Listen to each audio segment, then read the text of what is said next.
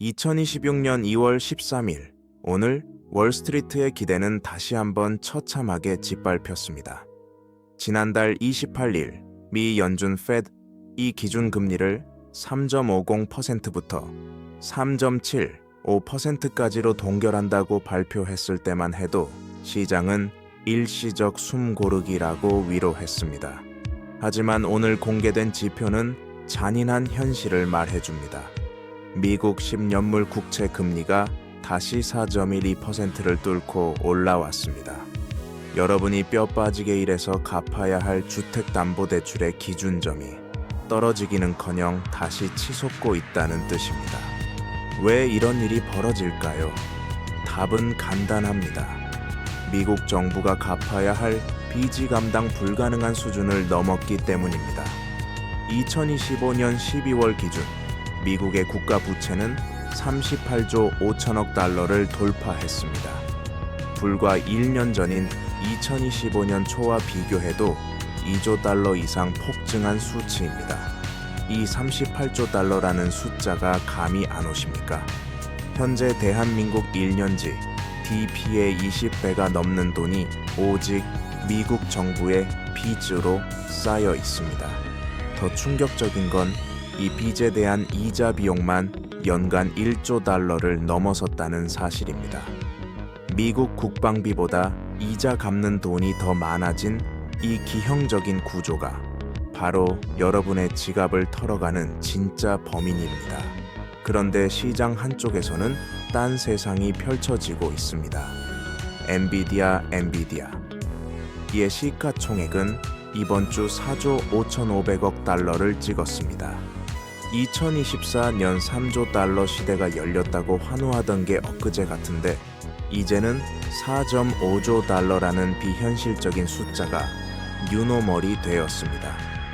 AI와 반도체라는 거대한 자산의 파도에 올라탄 소수는 자산이 매일 불어나지만 근로소득에만 의존하는 99%의 대중은 고금리와 고물가라는 거시경제의 덫에 갇혀 질식하고 있습니다. 이것이 2026년 2월 우리가 마주한 성실한 빈곤의 실체입니다.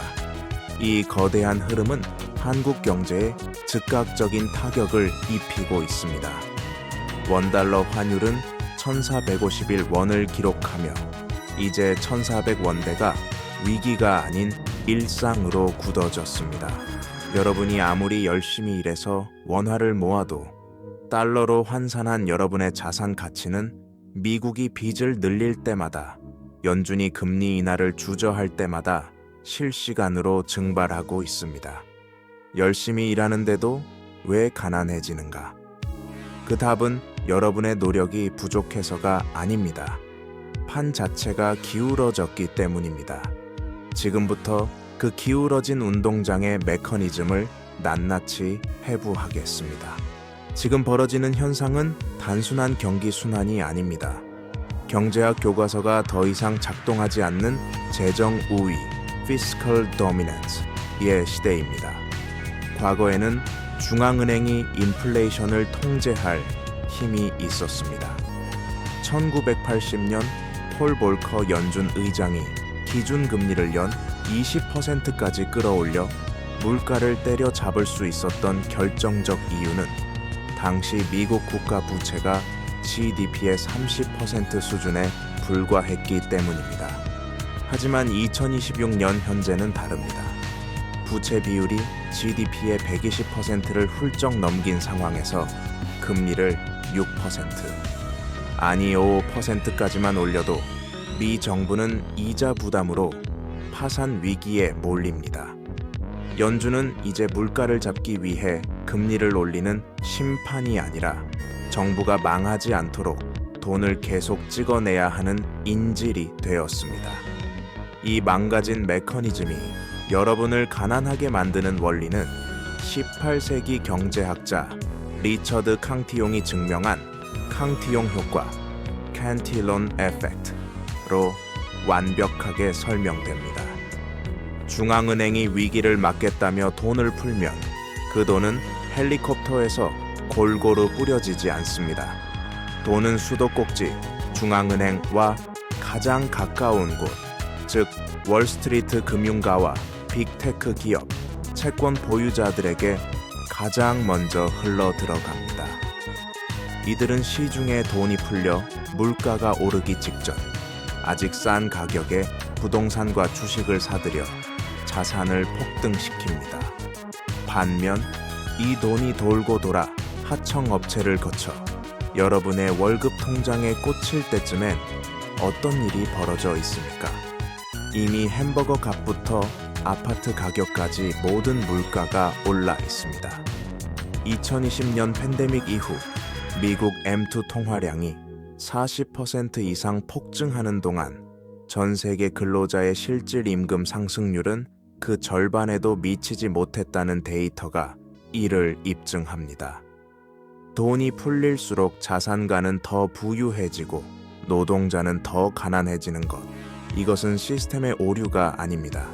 이것이 바로 현재 신용화폐 시스템의 본질적인 설계값입니다. 대한민국은 현재 이 중에 덫에 갇혔습니다. 첫 번째는 환율입니다. 1451원이라는 환율은 단순히 여행비가 비싸지는 문제가 아닙니다. 한국은 에너지와 식량의 90% 이상을 수입에 의존하는 국가입니다. 달러 가치가 1% 오를 때마다 국내 소비자 물가는 시차를 두고 반드시 요동칩니다.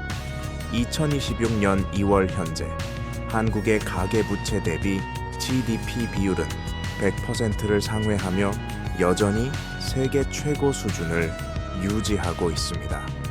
미 연준의 고금리 기조가 유지되면서 한국은행은 외통수에 걸렸습니다.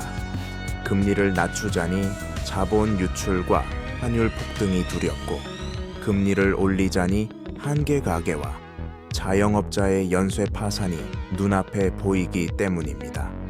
개인의 삶으로 들어가면 타격은 더욱 구체적입니다. 자산의 70% 이상이 부동산에 묶인 한국인들에게 고금리는 처분 가능 소득의 실종을 의미합니다. 집값을 잡겠다며 도입된 DSR 총부채 원리금 상환 비율은 이제 서민들의 목을 죄는 밧줄이 되었습니다. 영끌로 내 집 마련에 나섰던 3040 세대의 평균 DSR은 이미 40%를 넘어섰습니다. 한 달에 500만 원을 벌어도 200만 원 이상을 은행 이자로 상납해야 하는 구조에서 내수 소비가 살아날 방법은 없습니다. 자본의 흐름은 더욱 냉혹합니다. 국내 주식시장은 코리아 디스카운트를 넘어 코리아 엑소더스를 겪고 있습니다. 2025년 한 해 동안 개인 투자자들이 국내 주식을 던지고 미증시로 옮겨간 자금만 30조 원에 달합니다. 원화 가치 하락과 기업 거버넌스의 불투명성이라는 이중고를 견디다 못한 스마트 머니의 탈출입니다. 결국 자산 포트폴리오를 달러와 글로벌 빅테크로 재편하지 못한 개인들은 앉은 자리에서 구매력 저하라는 가장 무서운 세금을 징수당하고 있습니다. 열심히 일할수록 가난해지는 이유, 그것은 당신의 원화 자산이 글로벌 시장에서 실시간으로 녹아내리고 있기 때문입니다. 향후 1년 우리가 마주할 시나리오는 극단적인 두 갈래 길입니다. 최악의 worst case는 미국의 부채 이자 부담이 임계점을 넘어 미 국채의 신용 등급이 추가 강등되는 부채의 역습입니다. 이 경우 금리는 통제 불능으로 치솟고 한국과 같은 신흥국은 1,500원 이상의 환율 쇼크와 자본 유출을 동시에 겪게 됩니다. 반면 베스트 케이스는 엔비디아로 대변되는 AI 생산성 혁명이 실물 경기를 견인하며 저성장 속에서도 자산 가치만 상승하는 K자형 양극화의 고착화입니다. 어느 쪽이든 결론은 같습니다. 당신이 쥐고 있는 현금의 구매력은 반드시 파괴된다는 점입니다. 이제 생존을 위한 포트폴리오 재편은 선택이 아닌 필수입니다. 첫째, 원화 자산의 비중을 과감히 줄이십시오. 인구 구조적 한계와 부채 비율을 고려할 때 원화는 글로벌 시장에서 녹아내리는 얼음과 같습니다. 전체 자산의 최소 30% 이상은 달러 기반의 수익 구조, 미 국채, 배당형 빅테크모로 강제 이전해야 합니다. 둘째, 공급이 한정된 자산에 주목하십시오. 화폐가 무한히 찍혀 나갈 때 가치를 보존하는 것은 오직 금, 골드과 비트코인 같은 대체 자산뿐입니다. 2026년 현재 금 가격이 사상 최고치를 경신하는 이유는 중앙은행들조차 서로의 화폐를 믿지 못하기 때문입니다. 마지막으로 현금의 역설을 이해해야 합니다. 소비를 위한 현금은 최소화하되 시장이 비이성적인 공포로 폭락할 때 던질 수 있는 전략적 달러 현금은 반드시 보유하십시오. 성실함은 여전히 미덕이지만 시스템을 모르는 성실함은 눈먼 도박일 뿐입니다.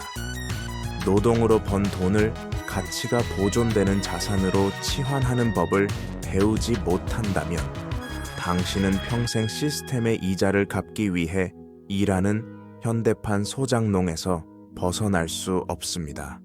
거대한 흐름을 읽으십시오. 그것이 당신의 노력을 배신하지 않게 만드는 유일한 방법입니다. 우리가 아무리 노력해도 가난에서 벗어나기 힘든 근본적인 이유는 1971년 8월 15일에 멈춰 있습니다. 미국의 닉슨 대통령이 달러와 금의 연결고리를 끊어버린 닉슨 쇼크 이후 화폐는 무한히 복사 가능한 종이 쪼가리가 되었습니다. 경제정책연구소 EPI의 데이터에 따르면 1948년부터 1971년까지 미국의 노동 생산성과 실질 임금은 나란히 상승했습니다. 하지만 그 이후 생산성은 60% 이상 향상된 반면 실질 임금은 고작 15% 상승에 그쳤습니다. 노동의 가치가 자본의 증식 속도를 따라잡지 못하는 거대한 이별이 시작된 것입니다. 정부는 이 격차를 부채로 메웠습니다.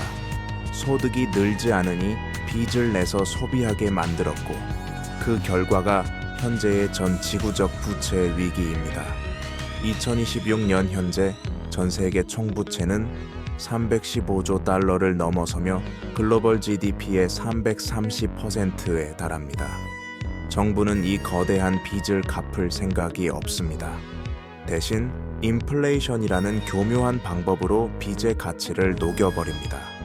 물가가 10% 오르면 정부의 실질 채무는 10% 줄어들지만 현금을 보유한 여러분의 구매력 역시 정확히 10% 강탈당합니다. 이것이 현대 금융 시스템이 노동자에게 부과하는 보이지 않는 세금입니다. 결국 여러분이 하루 8시간 성실히 일하는 것은 가치를 생산하는 행위일지 모르나 그 대가로 받는 화폐는 매년 그 가치가 증발하는 시한폭탄입니다. 열심히 일해서 번 돈을 은행 예금에만 묶어두는 행위는 밑 빠진 독에 물을 부으며 독이 가득 차길 기다리는 것과 같습니다. 자본가들은 이 사실을 너무나 잘 알고 있습니다. 그들은 노동하지 않는 시간에도 자산을 통해 인플레이션이라는 파도를 타고 저 멀리 앞서 나갑니다. 우리가 마주한 가난의 실체는 나태함의 결과가 아니라 화폐 시스템이 설계한 시간의 탈취입니다.